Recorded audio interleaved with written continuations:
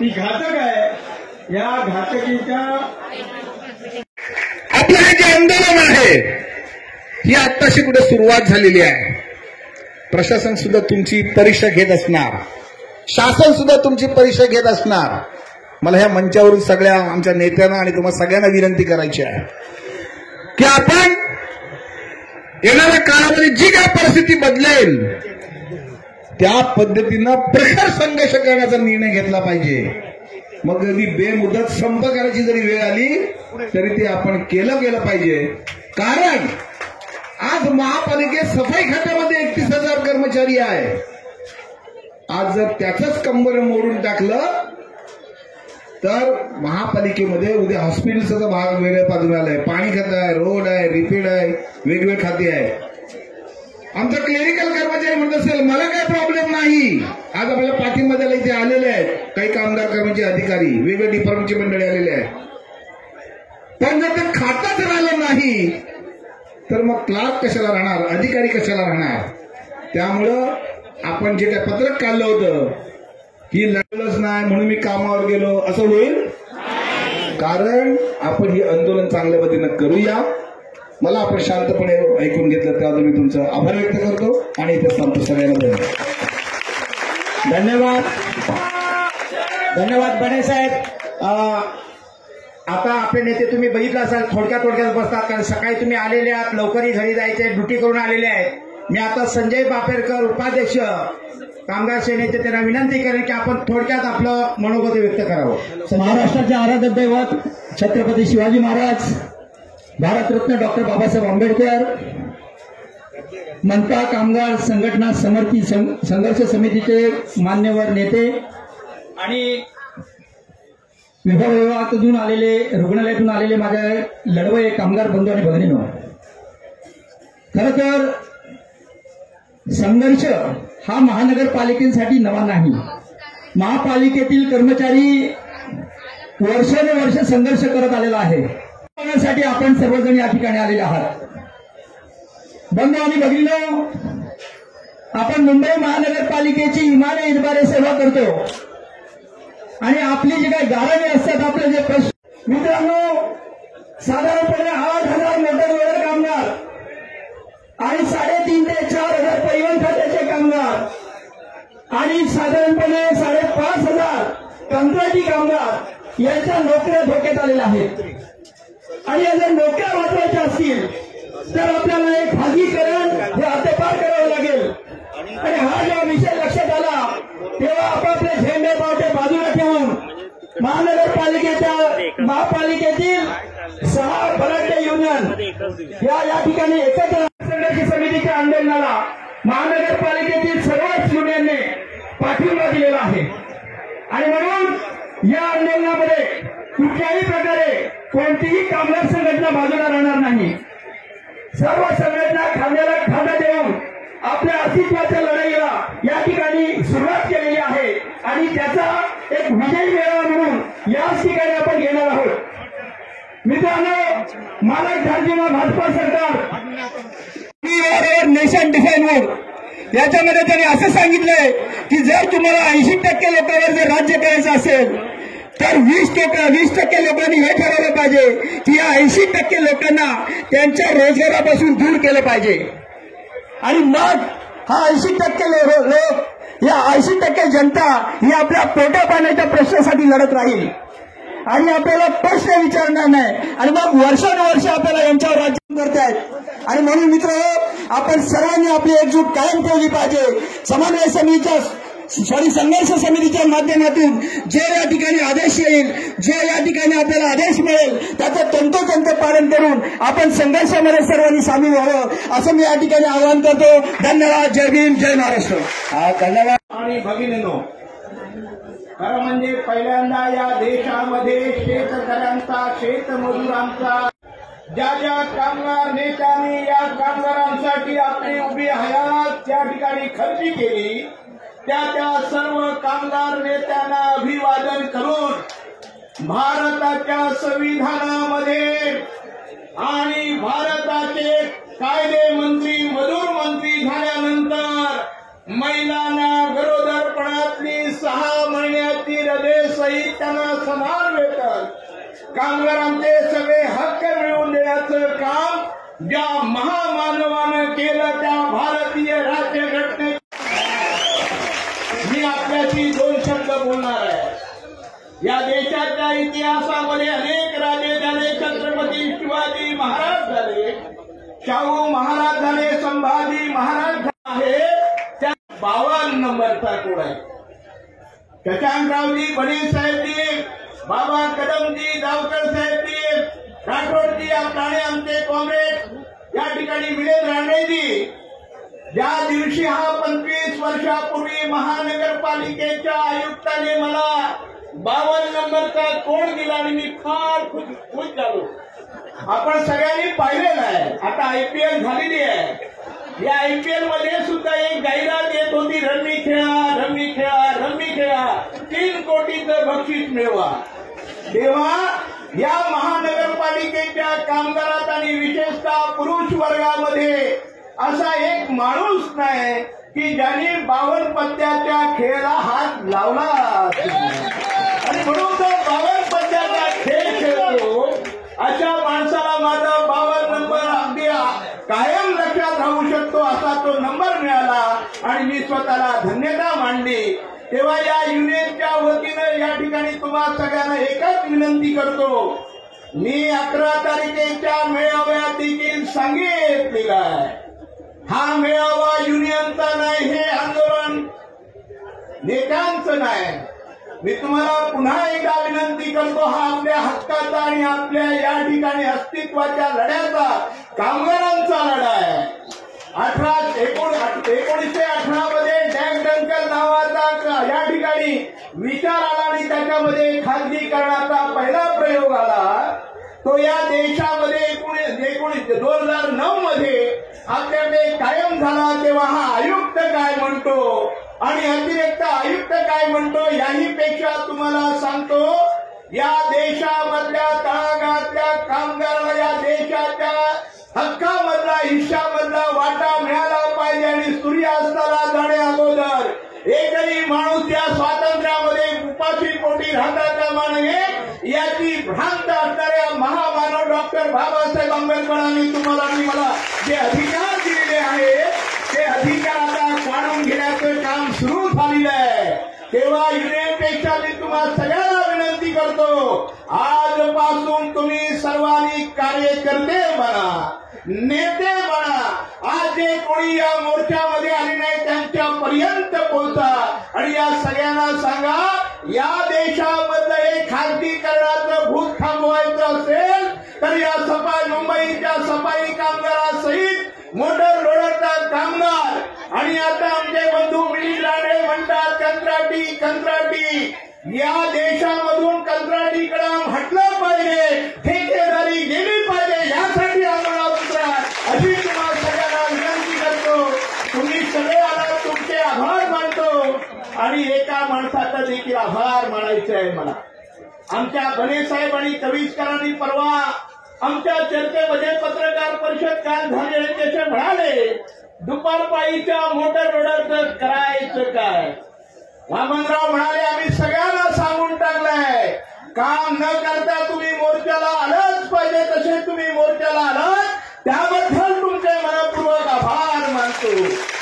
आणि आता एकच सांगतो, हवामान खात्याने सांगितलेलं होतं की हे 4-5 दिवस मोठे वादळाचे आणि मोठ्या पावसाचे आहे.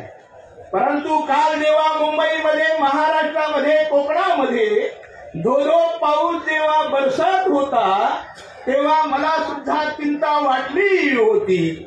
कदाचित पावसाचा धोका करून तुम्ही इकडे येताय की नाही, पण त्या वरुण राजाने त्या पावसाने सुद्धा आज रजा घेतली आणि तुम्हा सगळ्यांच्या आनंदात सहभागी झाला. त्याबद्दल त्या वरुण राजाने देखील मनपूर्वक आभार मानतो, त्याचंही अभिनंदन करतो, तुमचं अभिनंदन करतो आणि माझा पुढील वेळ सगळा अध्यक्ष म्हणून आदरणीय अशोक जाधव यांना देतो आणि इथेच थांबतो. जय भीम, जय महाराष्ट्र, जय कामगार. कामगार कर्मचारी संघटना संघर्ष समितीचा, कामगार संघटना संघर्ष समितीचा, कामगारांच्या एकजुटीचा, कामगारांच्या एकजुटीचा.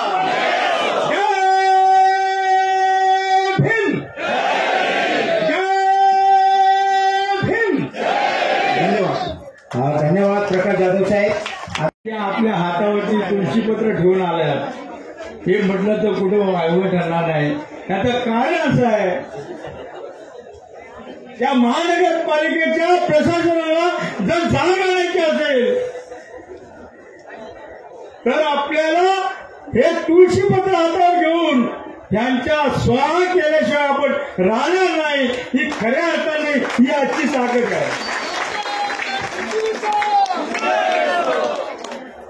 आज मित्र, जी ताकद आहे ही ताकद या प्रशासनाला दिसली पाहिजे. नुसते इथे बसले एवढ्या तुमच्या मर्यादित नाही. माझ्या पत्रकार बांधवांना माझी विनंती आहे, जे मागे उभे आहेत त्यांचं देखील चित्रीकरण करा आणि त्या आयुक्ताला दाखवा, हे राजा तुझ्यापेक्षा ही माझी प्रजा आहे ना, ही एवढी सक्षम आहे आणि ताकदवार आहे. त्या ताकदवाराची हिंमत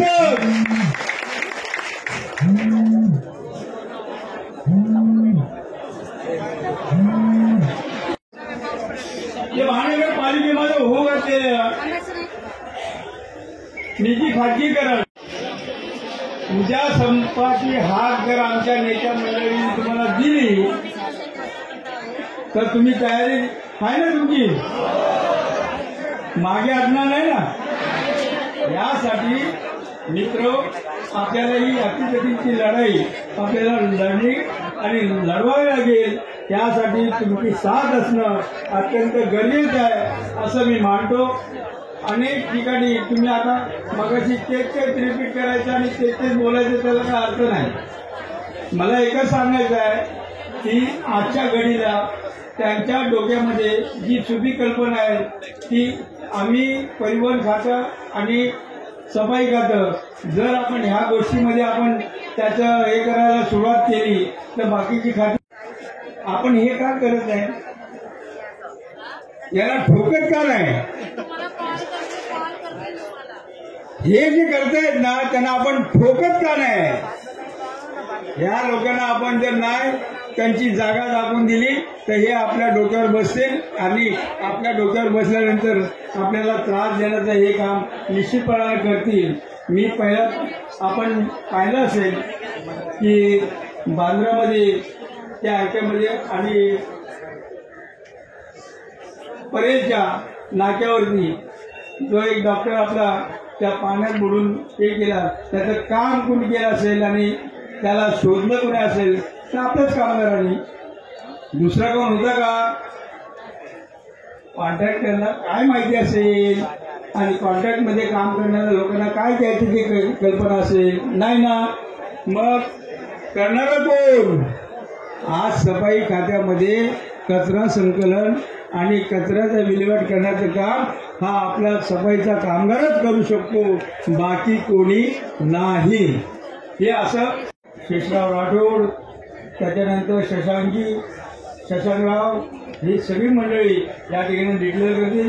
त्या पद्धतीने आपल्याला पुढचं आंदोलनाची दिशा किंवा आपण जे काय करायचं आहे त्याच्यासाठी आपण सज्ज राहाल अशी एक अपेक्षा व्यक्त करतो आणि या ठिकाणी थांबतो. जय भीम, जय भारत. धन्यवाद संदीप पवारजी. आता आपल्यासमोर आपले नेते म्युनिसिपल मजुरींचे सरचिटणीस वामनराव कविस्कर साहेब बोलतील. वामनराव कविस्कर साहेब.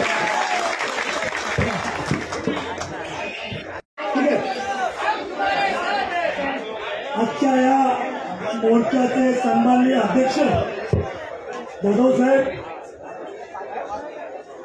आपल्या सर्वांचे नेते बाबा कदम साहेब,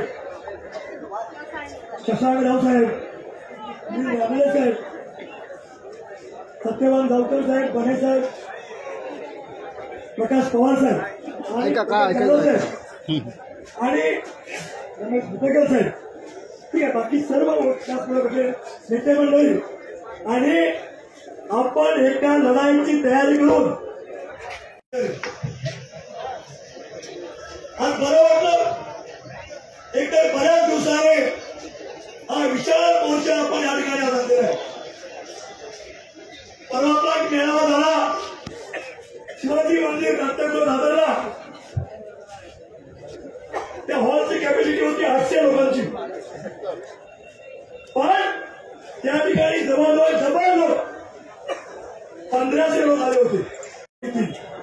आणि मित्रांनो आपण सर्वांनी ताकद दाखवली आहे त्याप्रमाणे. त्यामुळे फक्त सर्वांचे अभिनंदन होते. ही लढाईची सुरुवात आहे. 19 सप्टेंबर 2011 नंतर महापालिकेमध्ये संप झालेला नाही. बरोबर संप झाला नाही. त्यामुळे प्रशासन झोपलंय. एवढं महादूर प्रशासनाने जे टेंडर काढलं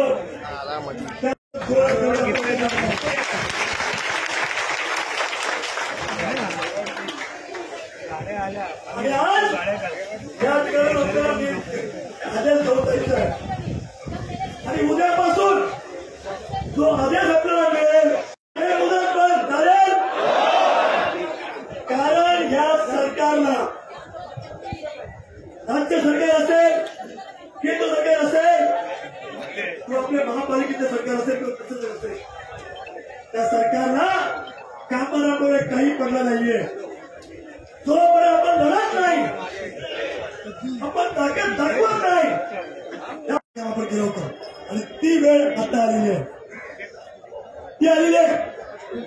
तुमच्या आंदोलनाला पाठिंबा द्यायला भुतेकर साहेब सुद्धा आले. इंजिनियर आलेले आहेत.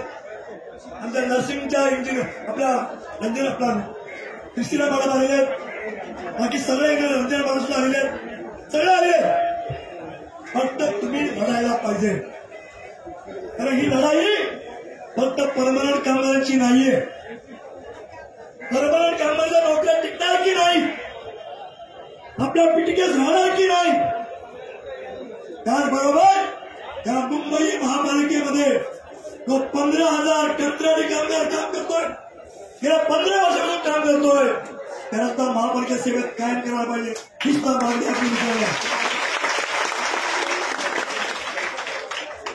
मुंबई महापालिकेने 14,000 नवीन घरं बांधलेले सफाई कामगार. सरकारचा जीआर आहे की जर नवीन घरं बांधली गेली तर त्यातली 50% घरं ही सफाई कामगारांना मिळाली पाहिजे. सफाई कामगारांना मालकी हक्काने मिळाली पाहिजे. मालकी हक्काने मिळाली. पण काय म्हणते सरकार काय म्हणतात आपले मुख्यमंत्री मी द्यायला तयार आहे. आमचे आयुक्त काय म्हणतात की निपटून देऊ. ठीक आहे काय चाललंय कळत नाहीये. मित्रांनो 24 फेब्रुवारी 2023 ला राज्य सरकारने एक परिपत्रक काढलंय की जे कामगार कर्मचारी घाणीचं काम करतात ज्यांना 500 हक्कामध्ये लहान समिती प्रमाणे पीटीकेस दिले पाहिजे.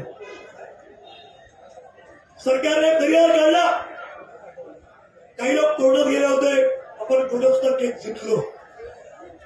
सरकारने परिपत्रक काढलंय पण मुंबई महापालिका परिपत्रक काढत नाहीये. आणि सरकारला कळवलंय की जर त्या परिपत्रकाची अंमलबजावणी करायची असेल तर मला 54,000 कामगारांना लहान समिती पीटीके द्यायला पाहिजे. कोण मेहरबानी करत नाही. सरकारचा आदेश आहे. सरकारचा आदेश आहे. हे मातृ प्रशासन तयार नाहीये. आमची मागणी आहे त्या परिपत्रकाची अंमलबजावणी करा. त्यांनी पाठवलं सरकारकडे आणि काय सांगितलंय की म्हणे 54,000 कामगारांना नोकरी द्यायला पाहिजे शिवाय 54,000 कामगारांना मालकी हक्काने घर द्यायला पाहिजे. आम्ही कुठं मागितले होते हो तुमचं. सरकारला फसवण्याचं कार्य करताय. मित्रांनो हे जे सरकार आहे माझी कोणीतरी सांगितलं की मनुवादी सरकार. या सरकारला प्रेमाची भाषा कळत हे प्रशासन कॉन्ट्रॅक्ट सिस्टम आणून टेंडर आणून हे एकाच ठेकेदाराला द्यायचं काम चाललेलं आहे. हे खूप मोठं अन्यायकारक आहे. म्हणून आपल्याला सर्वांना राहून या बाजूच्या प्रशासनाला किंवा सरकारला आपण ताकद दाखवू देऊया आणि जे टेंडर आणलेलं आहे ते टेंडर मागे घ्यायला भाग पाडूया. ही ताकद तुमच्यामध्ये नक्की आहे. आपण ते दाखवायला किंवा आपण सर्वांनी ठेवूया. एवढंच ते आम्ही सांगतो. आपण सर्वांना जय हिंद, जय महाराष्ट्र. हा, धन्यवाद कविस्कर साहेब. आता आपल्यासमोर कचरा वाहतूक संघाचे सरचिटणीस मिलिंद रानडे साहेब आपल्यासमोर बोलतील. मिलिंद रानडे साहेब.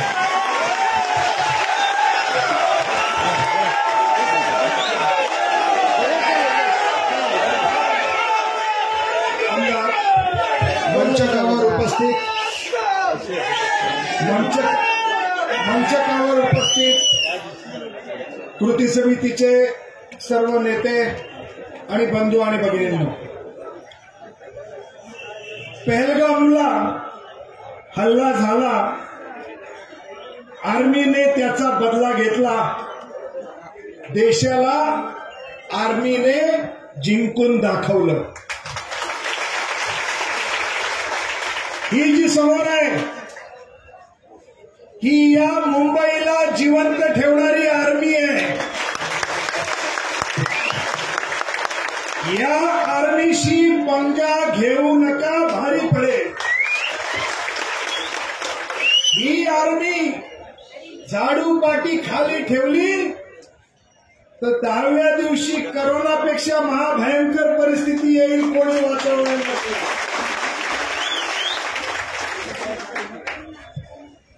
माझ्या आधी काही जण बोलले 1 नंबरची युनियन आहे, कोणी 52 नंबरी आहे. आमची जी युनियन आहे कचरा वाहतूक श्रमिक संघ, त्याला नंबरच नाही. पण आम्हाला जरी नंबर नसला तरी आम्ही गोचिडी छाप आहे. गोचिडी गाईवर म्हशीवर बसली की ती रक्त काढल्याशिवाय चावा सोडत नाही.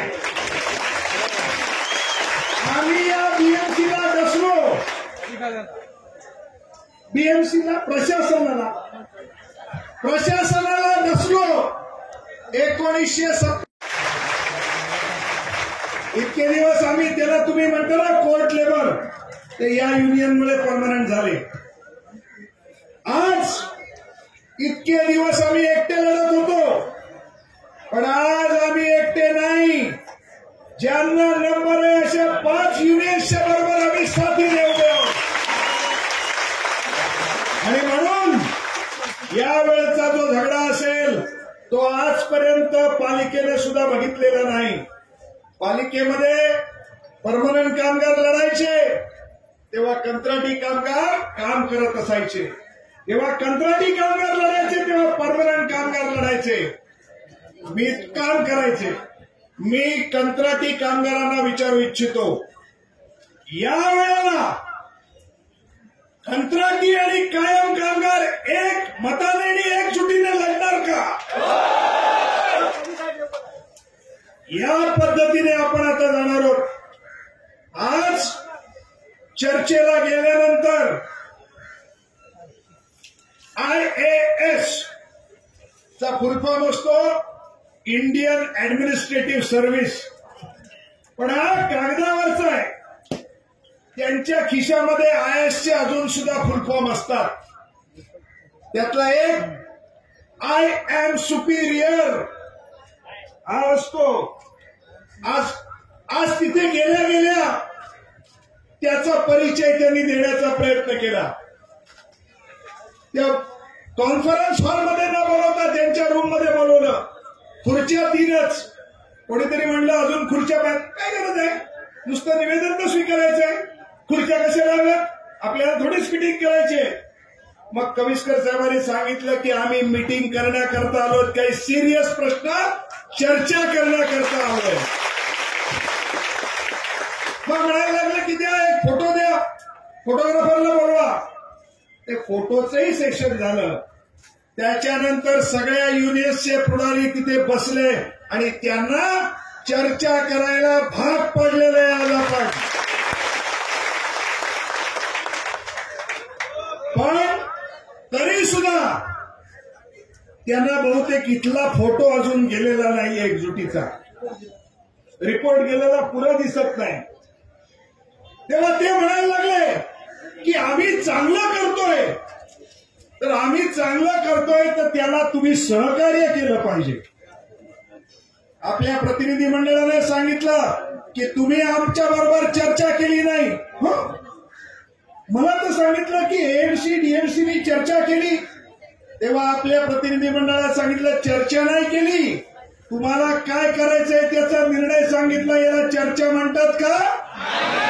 चर्चा झाली पाहिजे, नोटीस ऑफ चेंज अधिकृतरित्या दिला पाहिजे, तो दिलेला नाही. आणि या सगळ्याच्या विरुद्ध कचरा वाहतूक श्रमिक संघ, म्युनिसिपल कामगार MMU आणि अजून द म्युनिसिपल युनियन, या तिन्ही युनियन्स कोर्टामध्ये गेलेले आहेत. कोर्टाने ऑर्डर दिलेली आहे. आपल्या केसेसमध्ये कंत्राटी कामगारांच्या ज्या केसेस चालू आहेत त्याच्यामध्ये कोर्टाने आणि हायकोर्टाने सांगितलेलं आहे स्टेटस को मेंटेन करा. तेच परवा लेबर कमिशनरांनी सांगितलं की तुम्हाला बदल करता येणार नाही, स्टेटस को मेंटेन करा. टाळ्या वाजवायच्यात आपल्याला, त्यांच्या टाळ्या वाजवायच्या. तेव्हा ते म्हणतात मग लेबर कमिशनरला सांगा झाडू मारायला. याला म्हणतात आय एम सुपिरियर. आणि दुसरा एक जो आहे तो आहे आय एम सॉरी. आमच्या केसमध्ये सुप्रीम कोर्टामध्ये चहल साहेबांना येऊन माफी मागायला लावली होती या कंत्राटी कामगारांनी. तेव्हा IS जो असतो ना तो आय एम सॉरी झाला होता. देशातल्या बाबासाहेब आंबेडकरांनी दिलेल्या संविधानाप्रमाणे जे कायदे झालेले आहेत त्याला कमी समजू नका, त्याला कमी समजू नका. आज जे आपलं नेतृत्व आहे ते काय करायचं याच्याबद्दल निश्चितपणे निर्णय घेईल. काही गोष्टींचा सुतोवाच केलेला आहे. मी एक गोष्ट आपल्याला सांगू इच्छितो आणि विचारू इच्छितो, ही लढाई तुम्हाला मी आर्मी म्हटलंय, बरोबर आहे ना? बरोबर आहे का नाही? मग आर्मीची लढाई ही 5 मिनिटात संपेल का? तुम्ही लांब पल्ल्याच्या लढाईला तयार आहात काय? आपल्या सगळ्यांचं नेतृत्व जे आहे संयुक्त कृती समिती ते आपल्याला मार्गदर्शन करेल. पण तोपर्यंत यांचं नाक दाबायला पाहिजे. त्या नाक दाबायला तुम्ही तयार आहात काय? आता संप विंप पुढे बघू, पण तोपर्यंत वर्क टू रूल, कायद्याप्रमाणे काम करायला आपण तयार आहात काय? कायदा आहे, कायदा राहिला पुस्तकात, पुस्तक राहिला मंत्रालयात, आम्ही तुम्ही राहिला ML चौकीवर. तर तो पुस्तकात राहिलेला कायदा तुमच्या आयुष्यात आणायचा असेल तर मी एक तुम्हाला गोष्ट सुचवू इच्छितो. जिथे 50 पेक्षा जास्त कामगार आहेत तिथे कॅन्टीनची सोय केली पाहिजे असं कायदा सांगतो. तो पतोडीचा पोरगा कोण होतो सिनेमा ना? सैफ अली खान. त्याचं लग्न कोणाशी झालंय सगळं तुम्हाला माहिती आहे. पण तुमचा कायदा काय ते तुम्हाला माहित नाही, कारण दुनिया करणं मुठ्ठीमध्ये ते येत नाही. त्याच्यासाठी मोर्चात यावं लागतं, मिटिंगला यावं लागतं. 50 पेक्षा जास्त कामगार असतील तर कॅन्टीनची सोय करणं हे मालकाची जबाबदारी आहे. मी तुम्हाला विचारू इच्छितो, तुम्ही ही मुंबई स्वच्छ ठेवता, तुमच्यापैकी किती जणांनी म्युनिसिपालिटीच्या कॅन्टीनमध्ये जाऊन जेवलात? त्यांनी हात वर करा. जेवलाय का कधी? मग कायदा राहिला पुस्तकात, पुस्तक राहिलं मंत्रालयात. ते पुस्तक तुमच्या आयुष्यात आणायला तयार आहात काय?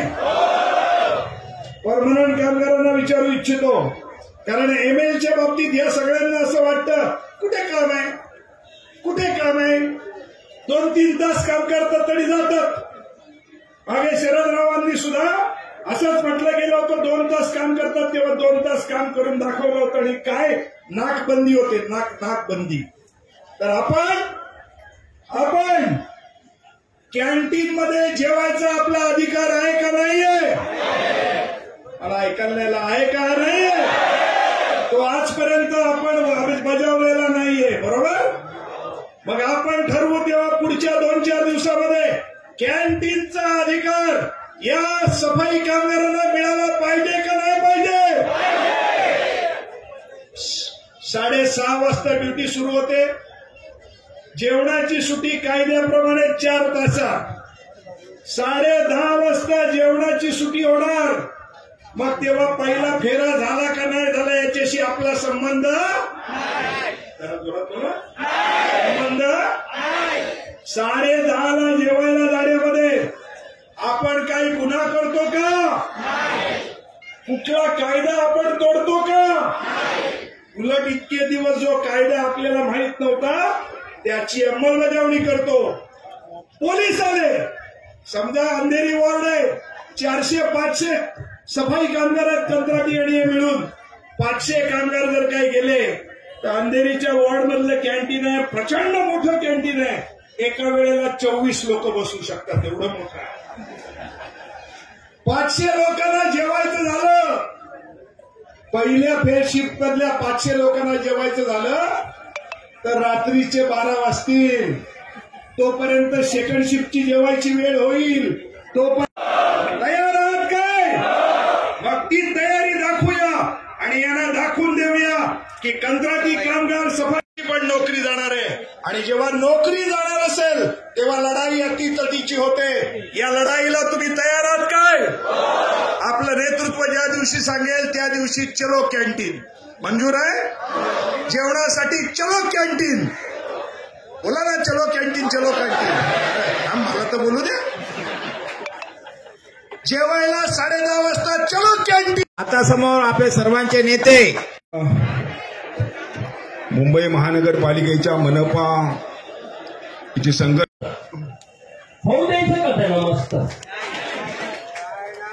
मित्रांनो, ही मस्ती जर एकदाच सहन केली, वर्ष आंदोलनावर आंदोलन, आमचे नेते जॉर्ज साहेब, राव साहेब, बाबा शेट्टी, अनेक नेते या मंचावर बसलेले, त्यांच्याबरोबर अनेक साथी, आपण सर्वांनी आपल्या आधीच्या कर्मचाऱ्यांनी जे काही सोसलं, जे काही आंदोलन केलं आणि बाबासाहेबांनी दिलेल्या घटनेला धरून जो लढा दिला, त्याच्यामुळे आज आपलं घर चालतं, आपलं मान ताट करून आपण जिवंत. हे विसरता कामा नये. आज मला पगार चांगला झालेला आहे, मी व्यवस्थित जाऊ शकतो. आज हे चांगले दिवस आपण बघत आहोत. इथे अनेक मोर्चे सोडली तर हे जे काही हातामध्ये आहे ते मिळणार नाही. आणि फक्त परमनंट कामगार नाही मित्रांनो, कॉन्ट्रॅक्टचा कामगार जो वर्ष त्यांच्या संघटना आपण सर्वजण लढत आलो आणि फक्त आता कुठेतरी मिळायला लागले, परमनन्सी मिळायला लागली. आणि हा जर निर्णय आला मित्रांनो तर परमनन्सी त्या कॉन्ट्रॅक्ट कर्मचाऱ्यांच्या राहिली लांब.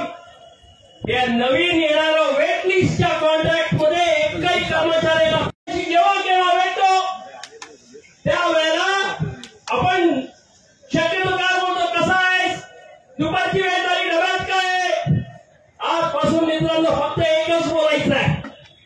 सर्वांना सांगितलं ना, आंदोलनाची तयारी आहे ना, पुढची मीटिंग कधी आहे ना, फक्त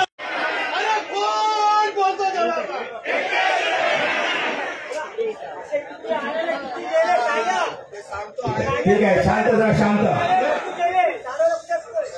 विश्ववंदनीय महाकरुणी भगवान गौतम बुद्ध, महाराष्ट्राचे राजे छत्रपती शिवाजी महाराज,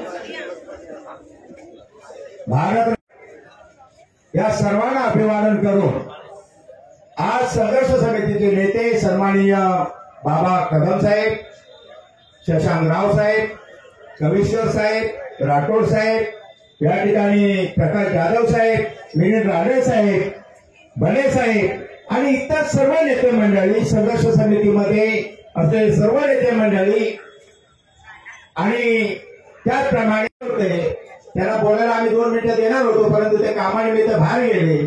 त्या सर्व आपले नेते मंडळी, बंधू आणि भगिनींनो, आज या ठिकाणी आपण प्रचंड संख्येने आलात. तुम्ही जे 11 तारखेला जो मेळावा झाला शिवाजी मंदिराला, त्या ठिकाणी प्रचंड संख्येने आलात.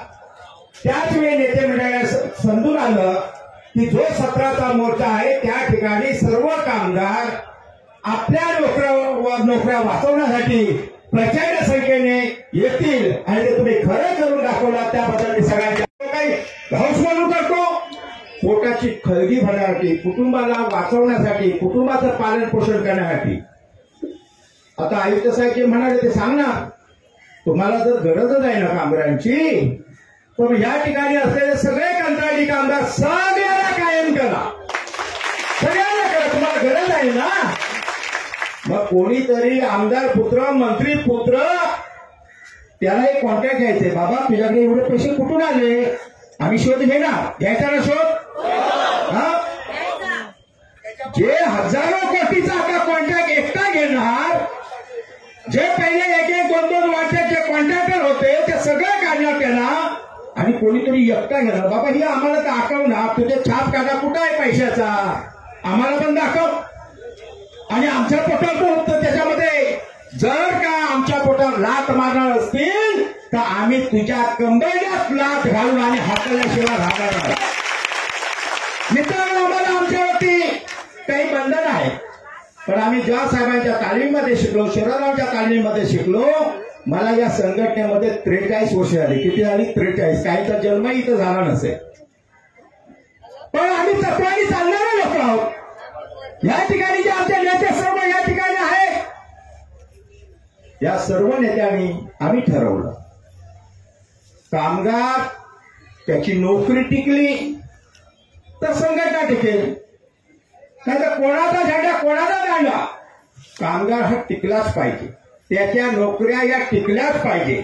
जर का त्या नोकऱ्या कोणी छुडून घेण्याचं काम करत असेल तर आपण त्यांची पदं छुडून घेण्याची आपण तयारी सर्वांनी ठेवली पाहिजे.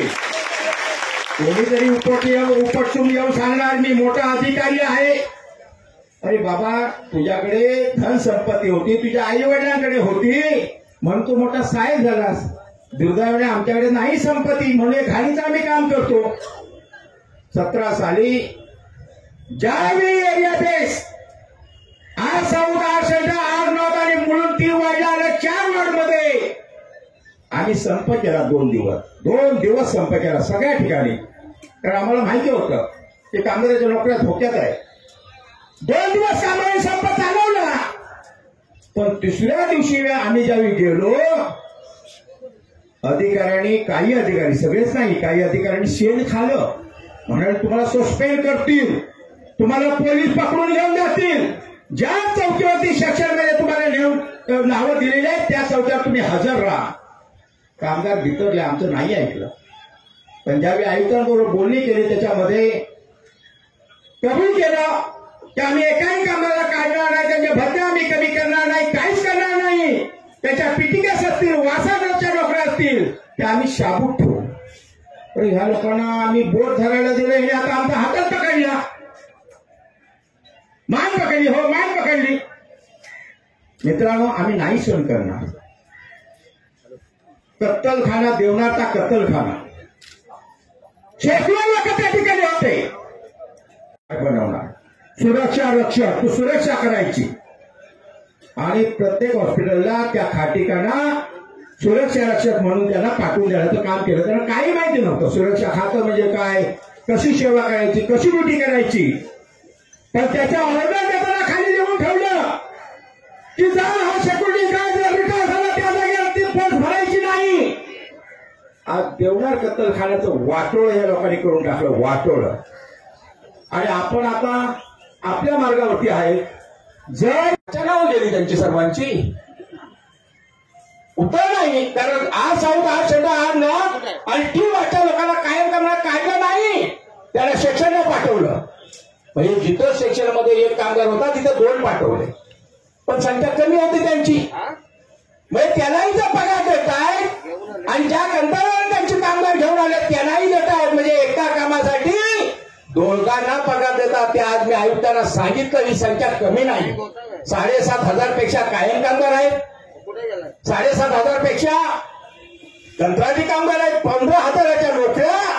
हे एका ज्याचं स्वप्न आहे हे कंत्राट घ्यायचं त्याच्याही घशात घालणार, आपण नाही घशात घालायला देणार, आपण लढणार. मित्रांनो, उद्या एक समजा या 7,500 कायम कामगारांचं घेऊ, या 7,500 कामगारांना सेक्शनमध्ये जर पाठवलं रस्ते साफसफाईसाठी परिणाम काय होणार लक्षात घ्या सर्वांनी. काय होणार की जिथं एक कामगार काम करत होता ठीक आहे त्याची 2000 स्क्वेअर फूटची रस्ता साफसफाई करत असेल मग सांगा अर्धा करा दोघात करा. आणि ज्यावेळी तो रिटायर होईल लक्षात घ्या शब्दावरती जरा लक्ष ठेवा.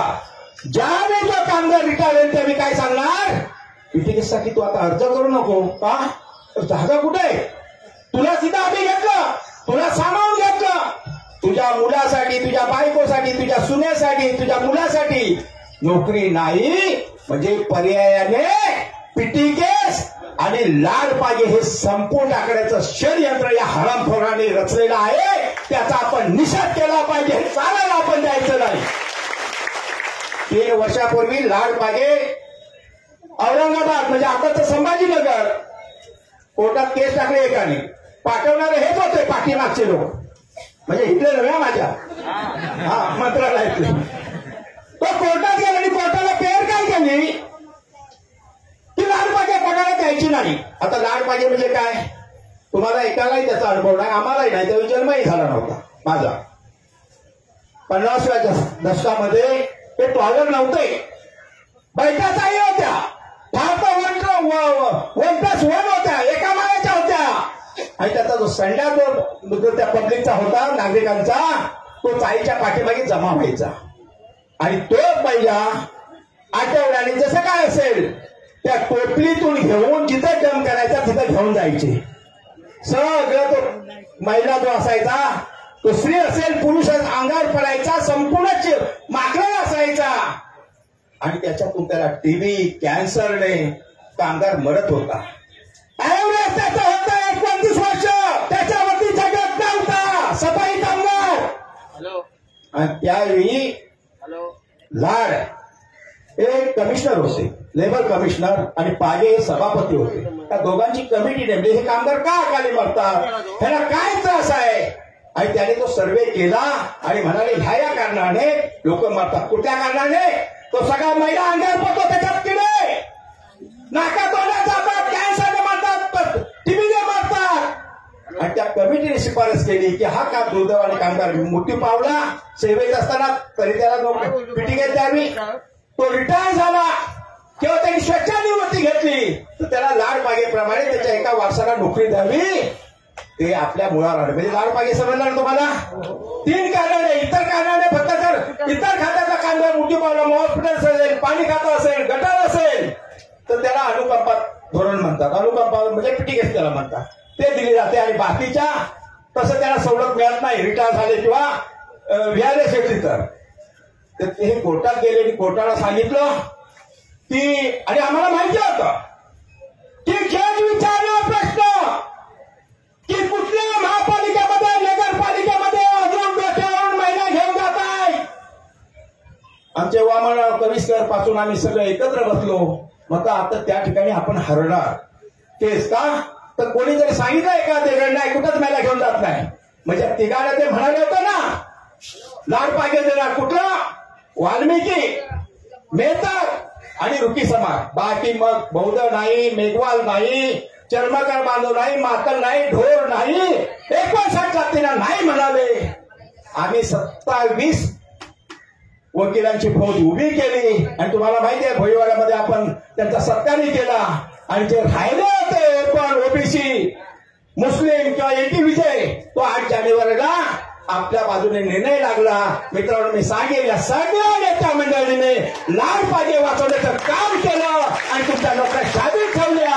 हेच काही लोकांच्या पोटातलं दुखणं आहे ते चालवलं आणि म्हणून आता ते एक बघतायत की कसं तुम्हाला नोकऱ्या कमी करता येतील कसं तुम्हाला या महापालिकेच्या तिजोरीमध्ये 92,000 एफडी मध्ये होते 92,000 कोटी एफडी मध्ये होते. आता काही शिल्लक राहिलं नाही. मला भीती आहे एवढंच तुम्हाला सांगायचं आहे. आपल्या नोकऱ्या जर शाबीत ठेवायच्या असतील तर लढावं लागेल ना की शांत बसून घरी राहायचं. पहिला धोका होईल आज ते सांगतील या नेत्याने सांगितलं की हो आम्ही त्याला दुपार पहिला काम देऊ. आमच्या वामनराव कविस्कर बनेसाहेब विचारलं किती तासाची म्हणे 3-4 तासाची देऊ जास्त नाही देणार. मित्रांनो हे गाजर आहे 3-4 तासाचं. तुमची जी ड्युटी आकाराची आहे ठरलेली 7 तासाची त्या बायोमेट्रिक मशीन कोण सांगणार मशीन ऐकेल नाही. एक वेळ म्हणतील की मॅन्युअल नाही घ्या आणि 1-2 महिन्यानंतर स्वतःचा ते चेहरा दाखवतील, म्हणतील आता कंपल्सरी तुम्ही करा. त्या ह्याच्यात 3-4 तासाच्या ड्युटीमध्ये भ्रमात कोणी राहू नका. आणि म्हणून मी आपल्याला जास्त वेळ न घेता मला जो प्रोग्राम द्यायचा आहे नेते म्हणजे सांगितलं त्याप्रमाणे मला एवढंच सांगा, आपल्या नोकऱ्या धोक्यात आलेल्या आहेत. किती लोकांना वाटतं खरोखर आपल्या नोकऱ्या धोक्यात आल्या त्यांनी हाती वरती करा. अरे बापरे, सगळ्यांना. मग ह्यासाठी काय लढायचं की शांत बसायचं? मित्रांनो, 100% लढायचं आणि जिंकायचं. बरोबर, जिंकायचं. जर कोणी आम्हाला हलक्यामध्ये जर घेत असेल ना मित्रांनो, 19 सप्टेंबर 19चा संप ताकदीने लढवला. आता त्यांना वाटत असेल आता कोणी याच्यामध्ये नाही, नेतृत्व कसं नाही, पण आम्ही लढणार आणि आम्ही जिंकणार. हे सगळी नेते म्हणजे इथे बसलेले आहेत हे लढण्यासाठी आहेत. आणि आम्ही सगळे एकत्र आलो, एका माळेमध्ये सगळ्यांना आम्ही गाठी मारून घेतलं, म्हणजे घट्ट. ही गाठ तुटणार नाही. मी तर दोर सगळ्यांचेच कापून टाकलेले आहेत. आता याच्यातून मागे एकही फिरणार नाही. विचार पाहिजे तर तुम्ही, तुम्हाला परमान करेपर्यंत, तुमच्या नोकऱ्या वाचवेपर्यंत एकही याच्यातून मागे सरणार नाही आहे हे मी तुम्हाला आश्वासन देतो. आता राहिला प्रश्न की जसे मिलिंद रानडे साहेब म्हणाले की आपला जेवणाचा हक्क आहे, आपण नाही करत, आपण मरपर्यंत काम करतो त्या खाणीमध्ये. काय झालं, काय मिळवलं? ज्यावेळी आम्ही मागायला जातो त्यावेळी यांच्या हाताला लकवा मारलेला असतो. बरोबर आहे, काय मारलेला असतो? लकवा. पण ज्यावेळी सांगलीला पूर आला त्यांना दिसतो सफाई कामगार. कसं दिसतं मला माहिती नाही, त्याचं कॉम्प्युटर बघतात की त्या कुठल्या मशीन खाली बघतात माहिती नाही. चला एका रात्रीत चला. कोल्हापूर सांगलीला तसंच महाडला पुराला चिपळूणला चला म्युन्सिपल कामगार. मला वाईट वाटतं या कोरोना काळामध्ये जे कामगार मोठी पडले त्याच्यामध्ये निम्म्यापेक्षा जास्त सफाई कामगार आहेत. सफाई कामगार. मला एक सांगा सर्वांनी, हे ज्या कढीपत्त्यासारखं आपला उपयोग करून घेतो त्यांना आपण सांगूया कोरोना काळामध्ये तुम्ही घरात लपून बसला होता, आम्ही मैदानात होतो, आम्ही मुंबई वाचवण्याचं काम केलं की नाही? तिथे नेहमी लोक मेले त्याच्यामध्ये ज्या बाईचा नवरा काम करता करता मेला त्या बाईला नवरा मिळणार आहे परत? ज्या मुलांच्या आईबाप कोरोनामध्ये मेले काम करता कारण मुलांना ते आईबाप मिळणार आहेत. आणि तुम्ही आमची किंमत काय ठरवली? 50 लाख. मला सांगा किती आहे आपली किंमत, किती असू शकेल? अरबो करोड. बरोबर आहे, आपण किंमतच करू शकत नाहीये. आणि तुम्ही 50 लाखाला आमचे बोलवण करण्याचं काम केलं. मित्रांनो, त्यावेळी काही ना मिळाले पण नाही. 1 मिनिट. मग ज्यावेळी पूर आला ओरिसाला, मुंबईचा सफाई कामगार, कोल्हापूर सांगली पूर आली, मुंबईचा कामगार, कोरोना आला, मुंबईचा कामगार, त्यावेळी तुम्हाला दिसतं. आणि ज्यावेळी आम्ही सांगतो आम्हाला कायम करा, आमच्या नोकऱ्या धोक्यात आणू नका, त्यावेळी तुमचे काय डोळे बंद पडतात काय? तुमच्या हाताला लकवा मारतो काय? तर मित्रांनो, मला एकच सांगायचं, आपण जेवणाची आपली वेळ जी आहे ठरलेली ती आपण ती पाळायची आहे. पण एक त्याच्यापूर्वी सांगतो, ह्या ठिकाणी सगळ्या खात्यातले लोक आले आहेत. सगळ्या खात्यातले, विशेष करून हॉस्पिटलचे लोक आले. आणि मी हॉस्पिटलचं सांगेन, ह्या लोकांनी खाजगीकरण करायचं ठरवलं. 5 हॉस्पिटलचं. बांद्रा भाभा हॉस्पिटल 12 माळ्याची इमारत बांधली. एन टी अग्रवाल, दोन्ही महात्मा फुले आणि सगळ्याच्या 5 स्टार हॉटेल बांधलं. 5 स्टार हॉटेल सारखं जे हॉस्पिटल बांधलं ते बोरवलीचं. भगवत आपण 50,000च्या खाली असू म्हणून तुम्हाला सांगतो, आम्ही दिल्लीला जाऊन कविष्कर साहेब, मी, लिंगम, किशोर मकवाना म्हणून जे आहे SC/ST आयोगाचे अध्यक्ष, त्यांना लेखी स्वरूपात पत्र देऊन आम्ही जाऊन गेल्या महिन्यात आम्ही भेटलो आणि त्यांना सांगितलं की डॉक्टर बाबासाहेब आंबेडकर यांच्या रिझर्वेशन मला दिलं 13%. हे पोस्ट भरत नाही, रिक्त पोस्ट भरत नाही, नवीन भरती करत नाही. तर म्हणाले किती पोस्ट आहेत अशा? तर म्हटलं शेड्यूल कास्टच्या जवळजवळ प्रमाणे जर का तुम्ही कारवाई केलीच नाही तर कलम 287 कलमान्वये तुमच्यावरती फौजदारी केस दाखल करू असं पत्र आलेलं आहे. मला लेखी स्वरूपात आलेलं आहे. मी आज सांगतोय, बाबा रे सुधारा, त्या रिक्त पोस्ट भरा, नाहीतर आम्ही पुन्हा दिल्लीला तिथं येऊ. मग आम्ही इथं मोर्चे घेऊन येणार, आम्ही तिथंच येऊ मोर्चे घेऊन. येणार का सर्वजण? तर त्याच्यानंतर या ठिकाणी सगळ्या खात्याचे जे आपले कार्यकर्ते आलेले आहेत, आपल्या बँकेचे सगळे डायरेक्टर या ठिकाणी आलेले आहेत पाठिंबा देण्यासाठी. तर आपला एकच उद्देश की आपल्याला न्याय मिळाला पाहिजे, आपल्या नोकऱ्या वाचल्या पाहिजे. तर मला एवढंच जाता सांगायचं आहे हा कार्यक्रम. तर आपण आता एक करूया कार्यक्रमामध्ये, आपण एक उद्याचा दिवस आपण थांबूया. 24 तारीखला या सगळ्या तिन्ही संघटना कोर्टामध्ये आहेत. आपण इंडस्ट्रियल कोर्टामध्ये आपण गेलेलो, बरोबर आहे. कोर्ट काय म्हणतं ते आपण बघूया. कोर्ट काय म्हणतं ते आपण बघूया. जर का ऐकलं नाही तर आपण 25 जून पासून आपण वर्क टू रूल करायचं, नियमाप्रमाणे काम करायचं. जमेल का सर्वांना? चहा घ्यायचा तर चहासाठी थांबायचं, जेवण नसेल तर जेवणासाठी थांबायचं, पण एका वार्डमध्ये नाही. आपण महापालिकेच्या 24 वार्डमध्ये जिथं जिथं कॅन्टीन आहे तिथं आपण सर्वांनी पोचायचं. जमेल की नाही? मी तुम्हाला सांगतो, कायद्यात तुम्हाला कोणी अडवणार नाही. जेवायचं आहे, मला माझा अधिकार आहे, हे करायचं आहे. त्याच्यानंतर आपल्याला झोन वाईज आपण ज्या मिटिंग आहे, ह्या मिटिंग आपण उद्यापासून चालू करणार. मित्रांनो, या आमच्या कविस्कर साहेबांचा जो घसा बसला का माहितीये, ते सकाळपासून फिरत होते सगळ्या ठिकाणी. मी आज केसला होतो, तिथून मी वाकोल्याला गेलो. वाकोल्याला मी आपले ते आले, चंद्रकांत वगैरे सगळे आलेले आहेत, कांबळे वगैरे सगळे महापाच्या चौकीवर मोर्चाने, प्रचंड मोर्चाने आले. मी महापाच्या चौकी गेलो, लोकांचा विश्वास होता. सफाई खात्याचे लोक हजेरी लावून जातात, पण मी सांगितलं मी 7:15 पर्यंत तुम्ही पोहोचलो तिथं आणि मिटिंग घेतली. मला विश्वास लोकांचा होता. सगळे 100% लोक माझ्या मिटिंग पर्यंत थांबले होते, कोणी निघून गेले नव्हते. आणि म्हणून उद्यापासून सर्व संघटनेचे जे पदाधिकारी आहेत ते सगळ्याच चौक्यावरती फिरतील आणि आपण ही मशाल जी आहे जळती ठेवली पाहिजे, विजवता कामा नये. जमेल की नाही सर्वांना? आमचे पूर्णवेळ कार्यकर्ते, सेक्रेटरी, पदाधिकारी सगळे पोहोचतील. आणि त्याच्यानंतर जर का ऐकले नाही 30 तारीखपर्यंत तर आपण कार्यक्रम तुम्हाला देतो. उद्यापासून सगळ्या चौक्याच्या ठिकाणी आमचे पूर्णवेळ कार्यकर्ते मिटिंग घेतील. त्याच्यानंतर 18 तारीख पासून आपण सगळेजण झोन वाईज आपण मिटिंगा करायचे. म्हणजे 7 जे आपले झोन आहेत त्या झोनवरती जायचंय. तर आता सांगतो, 23 तारीखला झोन 1 म्हणजे ABCD ही वाढला डीएमसी बसतात. आता ते पुढे गेले तिकडे, तिथं 23 तारीखला. 24 तारीखला झोन 2 म्हणजे एफ साऊथ, तिथं डीएमसी बसतात.